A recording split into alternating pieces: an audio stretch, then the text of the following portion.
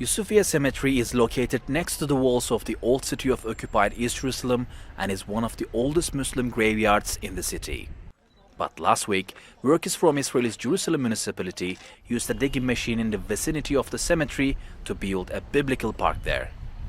The news circulated on social media pretty fast, and people such as Ola Nababta, whose 3 sons are buried in the cemetery, was afraid her sons' graves had been exhumed.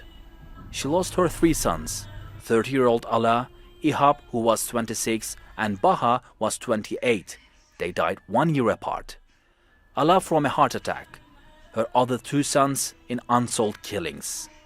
After Ola heard human bones had been found during the digging, so she rushed to the cemetery from Shafat refugee camp to check if her sons still rest in peace.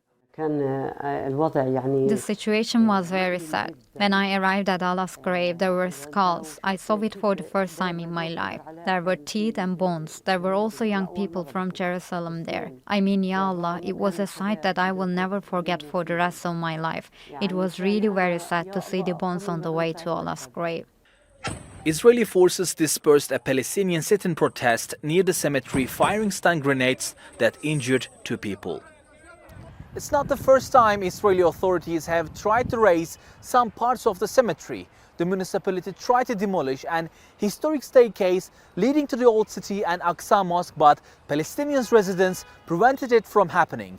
Palestinians believe the bones exhumed last week were from Muslims killed in the wars between 1948 and 1967.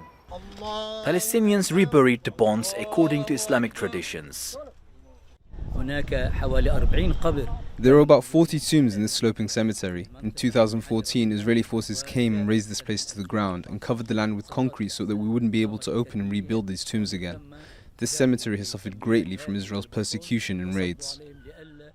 Ola will continue to visit the graves of her 3 sons every week in Yusufia Cemetery, praying Israel will leave them to rest in peace.